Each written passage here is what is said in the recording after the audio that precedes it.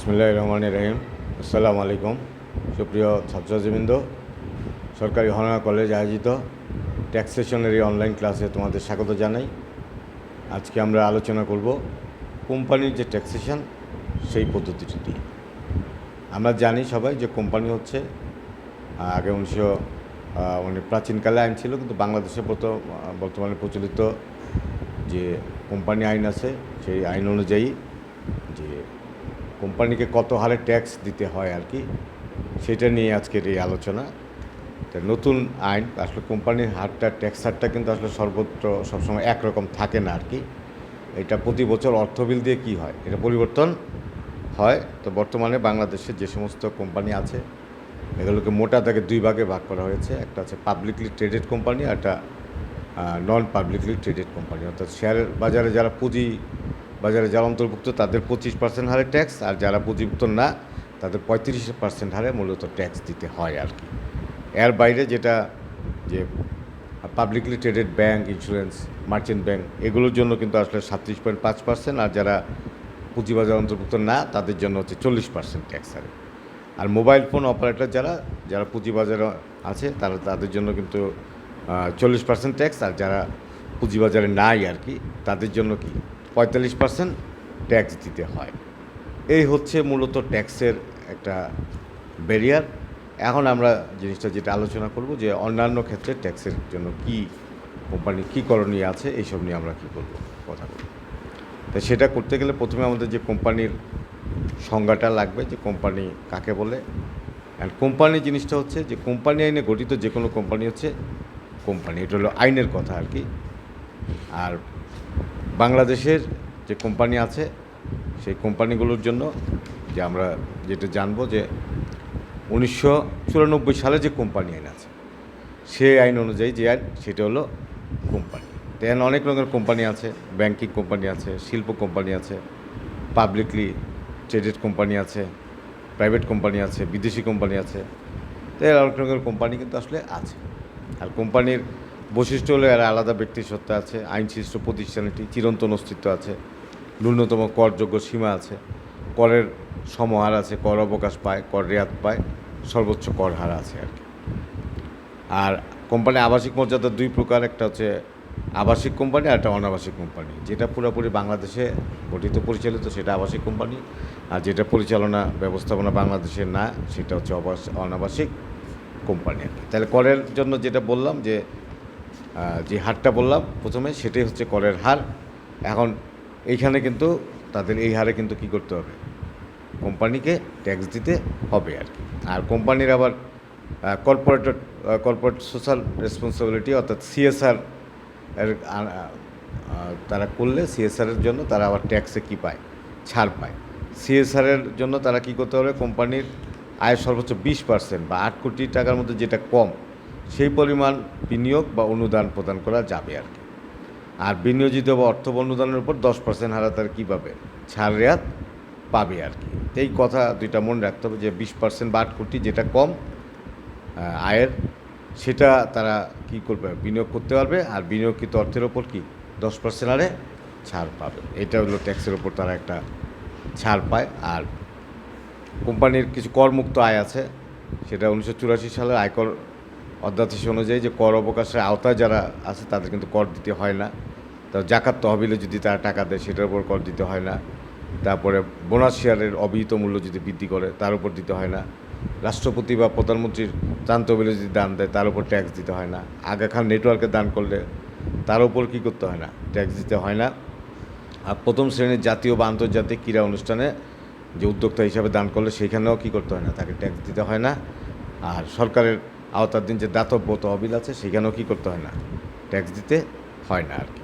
আর কোম্পানির আবার allowable expenses বা অনুমোদনযোগ্য যে সমস্ত খরচ হবে সেগুলো হচ্ছে যে ওই আয়টা ওই বছরই হবে, পেশা সংক্রান্ত হবে, নগদ ভিত্তিতে হইতে পারে, বকেয়া ভিত্তিতেও হইতে পারে আর কি। অনুমোদনযোগ্য খরচ হচ্ছে কী, প্রথমত হচ্ছে যে কোম্পানির বাড়ি ভাড়া 1 নম্বর, 2 নম্বর কারবার বা পেশার জন্য ব্যবহৃত বাড়ির মেরামত, 3 নম্বর হচ্ছে ঋণকৃত মূলধনের সুদ, 4 নম্বর হচ্ছে ইসলামিক রীতিতে যে মুনাফা বন্টনের জন্য যে ধারা আছে, 5 হচ্ছে আর্থিক প্রতিষ্ঠান কর্তৃক বিশেষ সঞ্চিতি, 6 হচ্ছে চলতি মেয়াদি যে মেরামত খরচ আছে, 7 হচ্ছে বিমার প্রিমিয়াম আছে, 8 হচ্ছে অবচয় আছে, 9 হচ্ছে বিনিয়োগ ভাতা, যেটা হলো যে যদি কোনো একটা এলাকায় স্থাপিত হয় 25%, আর শিল্প প্রতিষ্ঠানটি যদি নির্ধারিত এলাকার বাইরে হলে 20% কী পায়, অনেক সময় বিনিয়োগ ভাতা পায়, অকজ ভাতা পায়, অক্ষম বা মৃত পশুর জন্য ভাতা পায়, ভূমি উন্নয়ন করটা এটা তারা অ্যালাউবেল হবে, বোনাস বা কমিশন হবে, কুরিনটা হবে।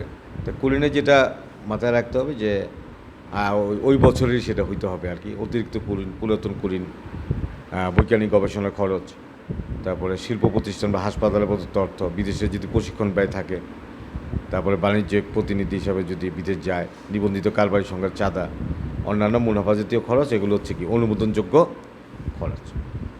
আর অননুমোদনযোগ্য বা নন অ্যালাউবেল এক্সপেন্স হচ্ছে 29টা। সেটা হচ্ছে মূলধনী ব্যয়, প্রাথমিক খরচাবলী, মূলধন বা ঋণ সরানোর জন্য প্রদত্ত কমিশন, 4 হচ্ছে বিনামূল্যে নমুনা বিতরণ, 5 হচ্ছে যে আয়কর অধ্যাদেশের যে উৎস কর কাটা দরকার ছিল সেটা হয় নাই, যে ওইগুলো আপ্যায়ন খরচ, আয়কর, সম্ভাব্য দায়, আয়কর কমানোর জন্য আইন খরচ, যন্ত্রপাতি সংস্থাপন খরচ, কর্মচারী কর্মকর্তা পরিচালক বৃন্দকে বিভিন্ন উৎসবের উপহার, অফিস সময়ের পর কর্মচারী কর্তৃক তহবিল তসরুপ, অফিসের বাইরে কোনো ক্ষতি বা লোকসান, ফটকা কারবারের লোকসান, সংযোজন পরিবর্তন উন্নয়ন খরচ, সাধারণ সঞ্চিত তহবিল বা লভ্যাংশ সমর্থন তহবিল অর্থ স্থানান্তর, অবলেখকের কমিশন, শেয়ার বাট্টা, অবচয়, সামাজিক আইনের বিধি লঙ্ঘন করে টাকা দেওয়া, আইন বা মামলা খরচ, কারবার বা পেশায় প্রতিযোগিতা বন্ধ করার জন্য কাউকে প্রদত্ত অর্থ, পরিচালক কর্তৃক প্রদত্ত ক্ষমতার অব্যবহারের জন্য জরিমানা, মূলধন জাতীয় সম্পত্তি বিক্রয়ের ফলে যে ক্ষতি হয়,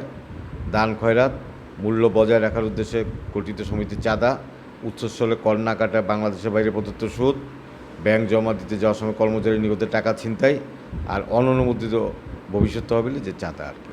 তাহলে এই হচ্ছে, তারপরে বিজ্ঞাপন খরচ, আইন সংক্রান্ত খরচ, এগুলো কিন্তু কি হবে না, অনুমোদনযোগ্য খরচ হবে না আর কি। তাই কোম্পানির কর নির্ধারণ পদ্ধতি হচ্ছে, প্রথমে বিজনেস ইনকাম তৈরি করতে হবে। বিজনেস ইনকামের জন্য একটি কোম্পানির লাভ লোকসান হিসাবে হতে প্রাপ্ত নিট মুনাফার সাথে হিসাবভুক্ত হয় নাই এরূপ আয়সমূহ এবং অননুমোদনযোগ্য খরচসমূহ যোগ করতে হবে, এবং এর অনুমোদনযোগ্য যেসব খরচ লাভ লোকসান হিসেবে অন্তর্ভুক্ত হয় না সেগুলো বাদ দিতে হবে।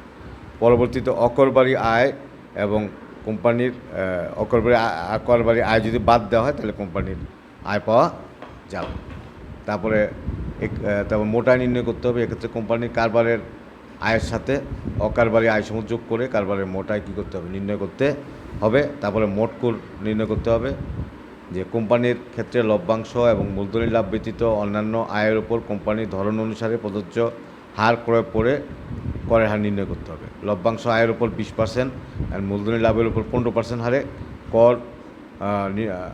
কর নির্ণয় করে অন্যান্য আয়ের উপর নির্ণীত করের সাথে যোগ করে কোম্পানির মোটা করদায় নির্ণয় করতে হবে। আর কর রেয়াত কীভাবে পাবে? উৎপাদনশীল কোম্পানির উৎপাদন পরিমাণের উপর প্রযোজ্য কর রেয়াত পাবে, রপ্তানিজনিত বিক্রয়ের উপর কর রেয়াত পাবে, করমুক্ত আয়ের উপর কর ছাড় আছে, বিদেশি আয়ের উপর 10% কর রেয়াত আছে, পাবলিকলি ট্রেডেড কোম্পানি 20% বা তার চেয়ে বেশি লভ্যাংশ প্রদান করে তবে তার জন্য 24.75% কর রেয়াত আছে, এইসব আর কি। তাহলে এই যে আয়টা এইভাবেই কিন্তু করদায় নির্ণয় করতে হবে। তাহলে এটার জন্য আমাদের যেটা করতে হবে সেটা প্রথম ধাপে আমার যে ছকটা লাগবে সেটা হচ্ছে করদাতা, করবর্ষ, আয়বর্ষ, টিআইএন, সার্কেল, করেঞ্চল, এইভাবে একটা থাকবে। তারপর লাভ লোকসান অনুযায়ী নিট লাভ যেটা আছে তার থেকে অননুমোদনযোগ্য ব্যয়গুলো সবগুলো যোগ হবে। আমি যে তালিকাটা বলছি সেগুলোর মধ্যে থাকলে ওগুলো যোগ হবে। আরেকটা যোগ হবে লাভ লোকসান যেভাবে ক্রেডিট করা হয় না এরূপ আয় যোগ করার পরে বাদ দিতে হবে অনুমোদনযোগ্য ব্যয়সমূহ, অর্থাৎ লাভ লোকসানে যেটা আগে ডেবিট করতে দরকার ছিল সেটা কী করা হয়নি, ডেবিট করা হয়নি, তাইলেই কিন্তু কারবারি আয় পাওয়া যাবে। তার থেকে বাদ হচ্ছে অকারবারি আয় বাদ দিতে হবে। অকারবারির 4টা উদাহরণ আমি বলতে পারি। একটা হচ্ছে সিকিউরিটি সুদ, গৃহসম্পত্তি খাতে আয়, কৃষি খাতে আয়, মূলধনী লাভ, এগুলো কী হবে, বাদ হবে। আর যোগ হবে অন্যান্য উৎস হতে আয়, যেমন লভ্যাংশ প্রাপ্তি, ব্যাংক সুদ, উত্তোলন সুদ, এগুলো কী হবে, যোগ হবে। এই যোগ বিয়োগ করার ফলে যেটা হবে কারবারি আয় পাওয়া গেল। আর অকারবারি আয়টা যতটুকু কর দিতে হবে সেটা আমি যোগ করব এখানে, তাইলেই কিন্তু মোট করযোগ্য আয়টা চলে আসবে। তো মোট করযোগ্য আয় যখন আসবে তখন আমার কী করতে হবে, লভ্যাংশ ও মূলধন ব্যতীত মোট আয়ের উপর 20 থেকে 40% হারে কর দিতে হবে। যে টাকা আসে সেটা লভ্যাংশের উপর 20% হারে সেটা, আর মূলধনের লাভের উপর শেয়ার হস্তান্তর ক্ষেত্রে লাভের 10% হারে বা 15% যেই হোক সেই হারে কর দায় নির্ণয় করে মোট কর দায় কী করতে হবে, নির্ণয় করতে হবে। আর বাদ দিতে হবে কর রেয়াত, সেখানে 20%-এর উপর সকল লভ্যাংশ ঘোষণা বা প্রদান করলে সেই কর রেয়াত যেটা পাবে সেই রেয়াতটা কী করতে হবে, বাদ দিলে মানে কর দায়টা পাওয়া যাবে, প্রদেয় করের পরিমাণটা পাওয়া যাবে। তাহলে এইভাবে তোমার কী করতে হবে, অঙ্ক করতে হবে। আশা করি এটা বুঝতে পেরেছ। পরবর্তী কোনো সমস্যা হলে আমার সাথে আলোচনা করে সলভ করে নিবা। আজকের এই ক্লাস এই পর্যন্তই। সবাই ভালো থাকো। আসসালামু আলাইকুম।